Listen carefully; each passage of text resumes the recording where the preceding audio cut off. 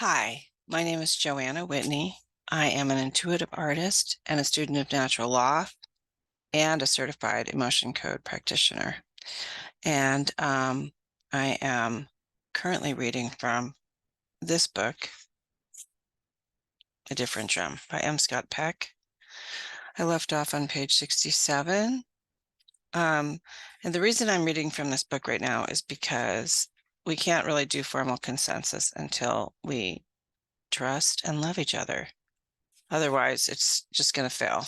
And I have had that experience recently where we were doing consensus, I thought, but not formal consensus. There wasn't enough people to be doing formal consensus. And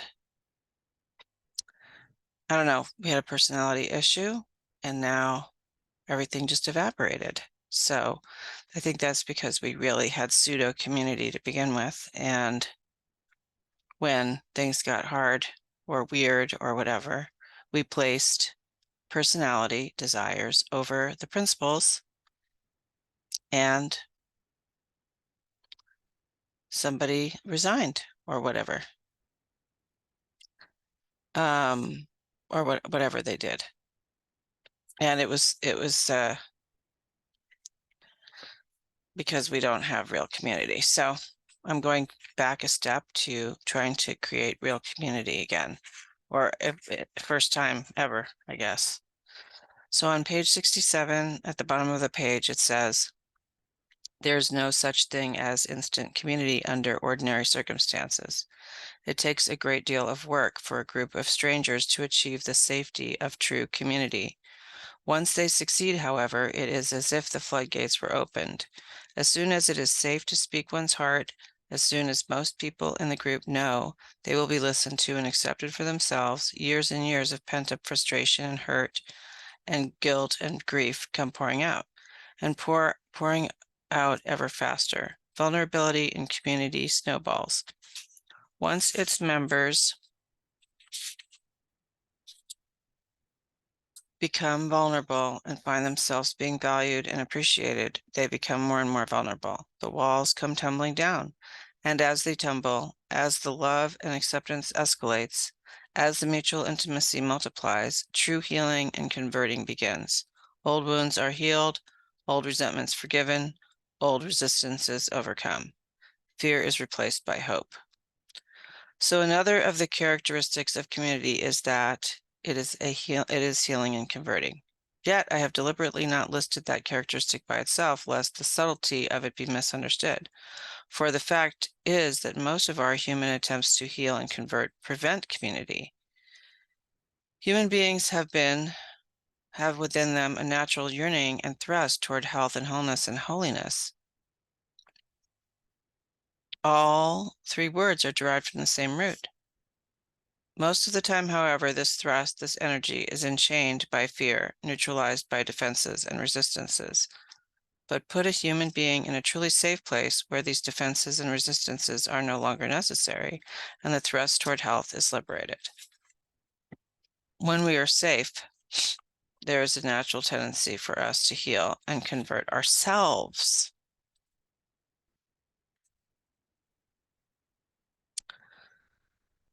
Let's see. Paradoxically, then a group of humans becomes healing and converting only after its members have learned to stop trying to heal and convert. Community is a safe place precisely because no one is attempting to heal or convert you, to fix you, to change you. Instead, the members accept you as you are. You are free to be you, and being so free, you are free to discard defenses, masks, disguises, free to seek your own psychological and spiritual health, free to become your whole and holy self. I mean, I can relate to that with regards to my partnership with my partner. He is his own person. He's the exact opposite of me. He does the opposite of everything that I do. And I just practice live and let live. And that's what would have to go on in a group. In this situation that I just went through, People didn't like something that I said that I would never do. I have certain principles that I live by, and I was asked to um, set them aside for someone else's desires, and I wasn't willing to do that. So I think that was converting. Someone was trying to convert me, and I'm just not willing to do that. You know, I'd rather die than give up my principles. I'm not gonna I'm not gonna give up my principles for friends. I'm not gonna give up my principles for a community, because a true friend wouldn't ask me to do that, and a true community wouldn't ask me to do that. And I felt like somebody was trying to convert me into their way of doing things. And it's caused a lot of problems in the remaining people, because we have been depending on our personality dynamic rather than on the principles of the group. I mean, I can't blame us. We're just flailing around trying, just like everybody else right now. But I knew this day would come when push would come to shove, and we wouldn't like each other as much as we have in the past. And, community takes hard work, honesty, um, rolling up your sleeves.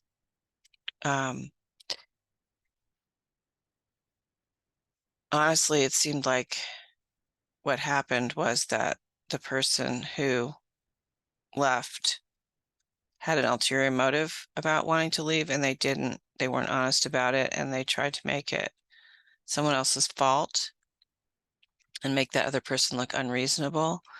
And it just didn't make any sense to me at all. And, I've been analyzing myself lately. And one of the reasons I think people may or may not like me that much is because I have a very literal left brain. My right brain, I'm very intuitive, but my left brain is very literal. And so I have to understand what I'm doing. I have to understand every aspect of what I'm doing in order to be able to do it. And so I ask a lot of questions, and I'm often baffled when things don't make sense to me.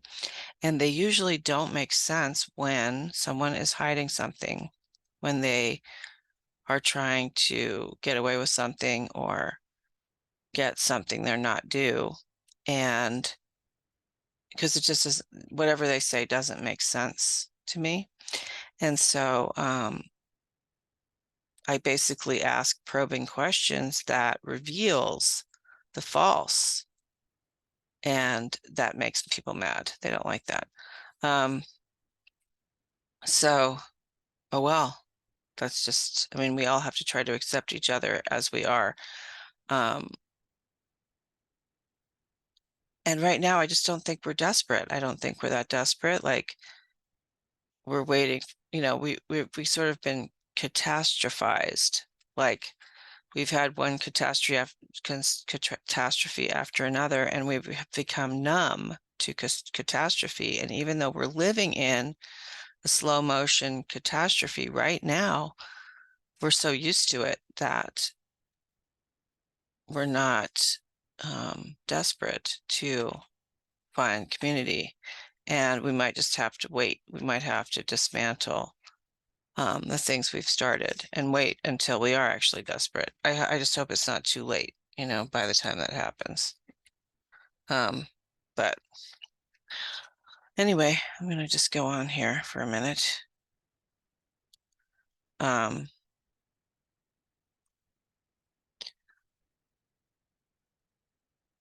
Let's see here. Vulnerability is a two-way street. Community requires the ability to expose our wounds and weaknesses to our fellow creatures. It also requires the capacity to be affected by the wounds of others, to be wounded by their wounds. This is what the women meant by soft eyes. Her eyes were no longer barriers, and she did indeed feel wonderful. There is pain in our wounds, but even more important is the love that arises among us when we share, both ways, our woundedness. Still, we cannot deny the reality of that this sharing requires a risk in our culture, the risk of violating the norm of pretended invulnerability. For most of this, it is a new and seemingly potentially dangerous form of behavior. In genuine community, there are no sides. It is not always easy, but by the time they reach community, the members have learned how to give up cliques and factions. They have learned how to listen to each other and how to not reject each other. Sometimes consensus in community is reached with miraculous rapidity, but at other times it is arrived at only after lengthy struggle. Just because it is a safe place does not mean community is a place without conflict. It is, however, a place where conflict can be resolved without physical or emotional bloodshed and with wisdom as well as grace. A community is a group that can fight gracefully. That this is so is hardly accidental, for community is an amphitheater where the gladiators have laid down their weapons and their armor, where they have become skilled at listening and understanding, where they respect each other's gifts and accept each other's limitations, where they celebrate their differences and bind each other's wounds, where they are committed to a struggle together rather than against each other. It is most unusual battleground indeed, but that is also why it is an unusually effective ground for conflict resolution.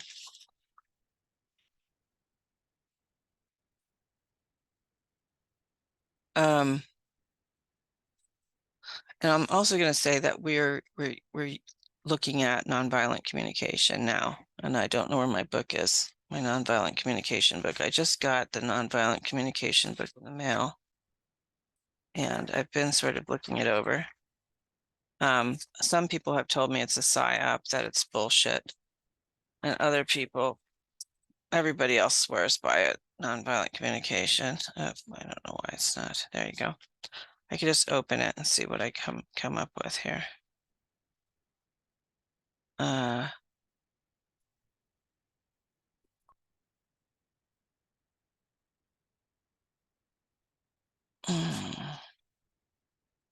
mean, we tried this a couple of weeks ago and it was very difficult because I made myself the guinea pig with regards to nonviolent communication, and I was supposed to express how I felt, and I wasn't really tuned into my feelings. I was more tuned into somatic responses. So that is one thing, but you know what I do, honestly, I'm going to just share what I do whenever I'm in a conflict with someone. What I do is I look at, where am I being selfish? In other words, what do I want in a situation that's making me feel conflicted? Where I'm being dishonest, meaning I'm not getting what I want, or I'm going to lose what I have, or where I'm what I call playing God, where I am thinking how things should go or how that person should act. Where am being self-seeking, meaning am I being manipulative, or am I being stubborn or obstinate, or am I being mean-spirited to get my way, self-seeking, and what my fear is. Am I afraid of losing what I have or not getting what I want? I may have already said that earlier, but yeah, so I look at all those things, and I usually do it with another person, and then I ask God to remove it, and I try to be helpful to someone. And when I do that, all of my cloud of dark energy is cleared between me and the person. And then if I need to still talk to them about whatever, then I can do it from a neutral place. So I'm really not sure how nonviolent communication works. It seems very complicated to me, but I'm going to keep doing what I do, which I just explained, but I'm going to have to try to do this.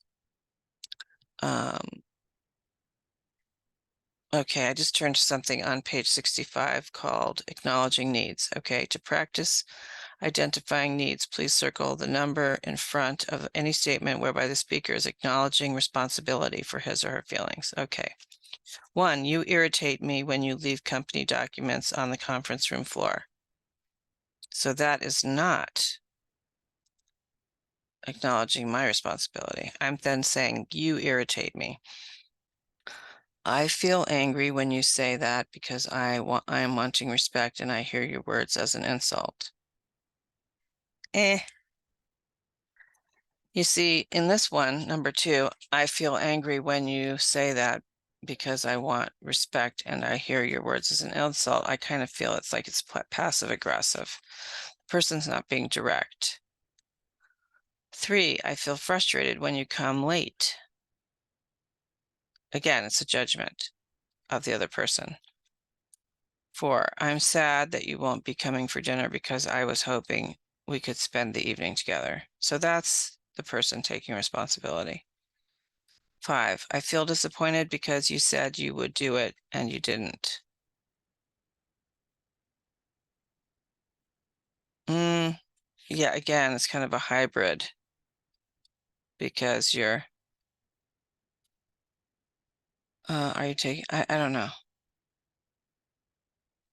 The thing is like, if I don't depend on other people, or like, how can I put this?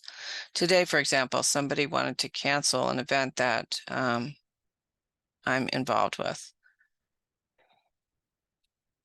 At first, I was angry, annoyed, upset, and then I was just like, oh, well. And I just told God to take care of it, and then they changed their mind and decided not to cancel it. So I have to get to a state of neutrality where I'm okay with what other people do. And that I try not to depend on other people. Like I like to have a plan B in case other people fail me, because other people will fail me always. Number 6, I'm discouraged because I would like to have progressed further in my work by now. Well, there you go. That person is taking responsibility for their feelings. 7, little things people say sometimes hurt me.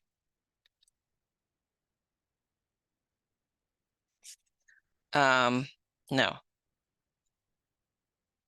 See, this is the reason why we were going to use nonviolent communication in the first place, because there's no rules on Signal, and some people like to do some things, and then when I do what I do, they get mad at me. And the thing is we supposedly believe that, I've heard people say this too, when we were doing our nonviolent communication, they actually stated that they know that what other people do cannot make them angry. So if I act badly, let's say I act badly, okay, and I don't, according to a bunch of people don't like how I'm acting. That's none of their business, really. Is it? Is it there? I mean, I got to think about this for a second. It's up to me as a free individual to come to the realization that I'm acting badly and to stop acting badly. But it's definitely not up to other people to tell me that I'm acting badly and how to act not badly. I think that's converting and healing, them trying to convert and heal me. And if they are truly neutral to me and my bad behavior, then my bad behavior shouldn't bother them, unless they have an expectation of how I'm supposed to act because I'm in some role. So if we're going to truly be free,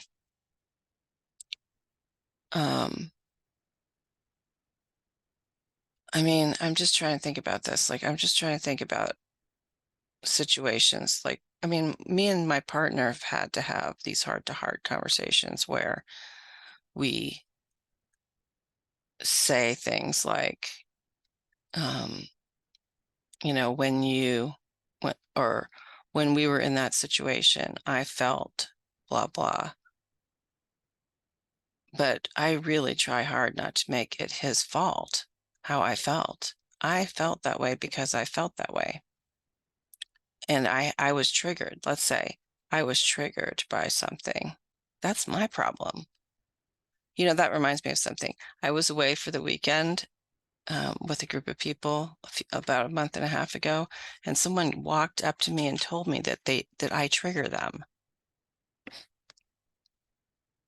I did not know what to do. I mean, it's like, that's not my problem. If I quote unquote trigger you, let's say I get triggered by someone, I would do that thing I just told you about. I would look at where I was selfish. Where am I being selfish?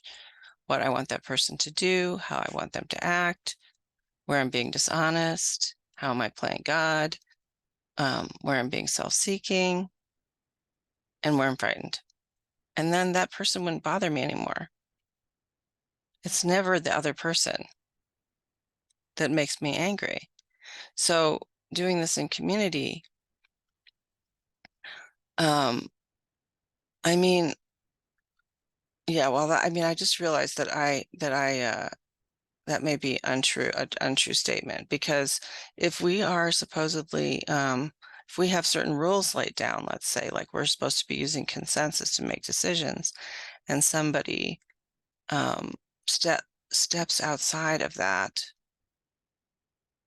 decision that we've made to use consensus and says, oh, I'm going to leave.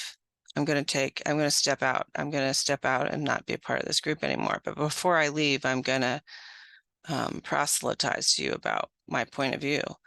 Then I can say, no, I'm not going to listen to this. I'm not going to be held hostage by another person.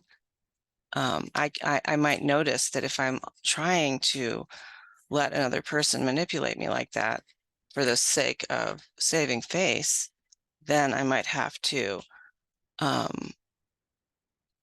own the fact that I'm feeling angry, and I might have to say, I'm really angry. I'm feeling really angry right now because we have agreed upon a way to communicate with each other, and you've decided to change that.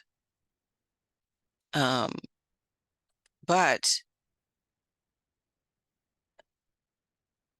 I don't know. I think things are different. Different things are different. I don't know. I'm going to go back to reading this list for a second. 8, I feel happy that you received that award. Okay, there's nothing bad there. 9, I feel scared when you raise your voice.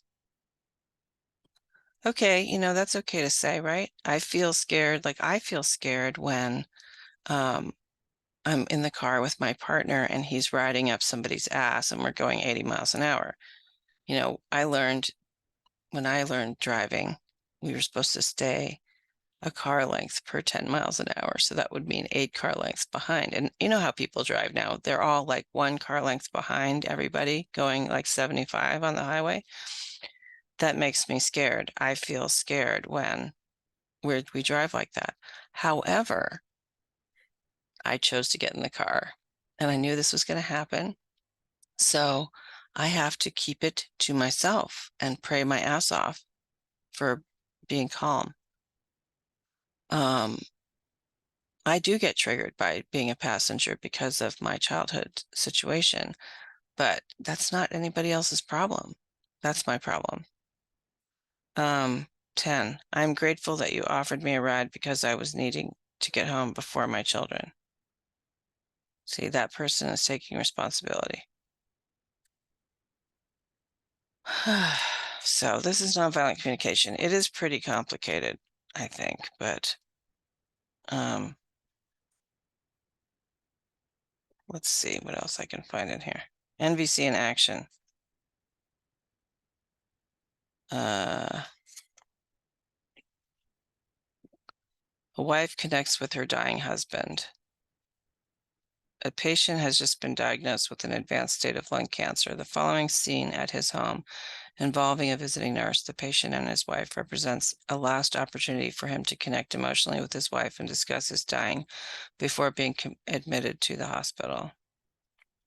Wife. She's a bad therapist. Nurse. Listening empathetically to what the wife is feeling and wanting. Says, are you feeling annoyed and wanting to see a different quality of care? Wife. She doesn't do anything. She made him stop walking when his pulse got high. Nurse, continuing to hear the wife's feelings and wants.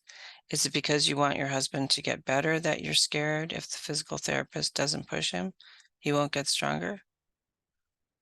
See, to me, that's a presumption. I don't think I would want to make that a presumption, but maybe I have to learn this. Wife starts to cry. Yes, I'm so scared. Nurse, are you scared of losing him? Wife, yes. We've been together so long. Nurse, listening to other feelings behind the fear. Are you worrying about how you would feel if he dies? Wife, I just can't imagine how I'm going to live without him. He's always been there for me. Nurse, so you're sad when you think of living without him. Wife, there is no one else besides him. He's all I have. See, yeah, I understand this thing, but it sounds like the nurse to me is taking too much responsibility for the wife's communication. Like the wife should be more direct, but I guess I can't expect that of other people. You know, I'm very direct, so let's see. Page 109, differentiating receiving empathetically from receiving non-empathetically. Okay, 1, person A, how could I do something so stupid? Person B, nobody's perfect, you're too hard on yourself. 2, person A, if you ask me, we ought to ship all these immigrants back to where they came from. Person B, do you really think that would solve anything? Person A, you aren't God. Person B, are you feeling frustrated because you would like me to admit that there can be other ways of interpreting this matter? Person A, I think that you take me for granted. I wonder how you would manage without me. Person B, that's not true. I don't take you for granted. See, that would cause a fight. Person A, how could you say a thing like that to me? Person B, are you feeling hurt because I said that? That's responsible. Yeah, this is definitely going to be interesting. So, there's a nonviolent communication practice group the first and third Sundays at the Boulder Methodist Church. And we've posted that on some of the Signal chats. So maybe we'll be heading over there.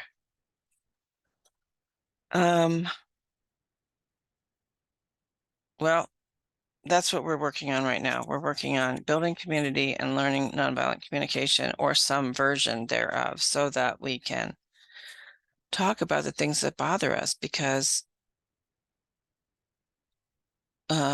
it's not working on Signal. And I don't know, we'll see what happens.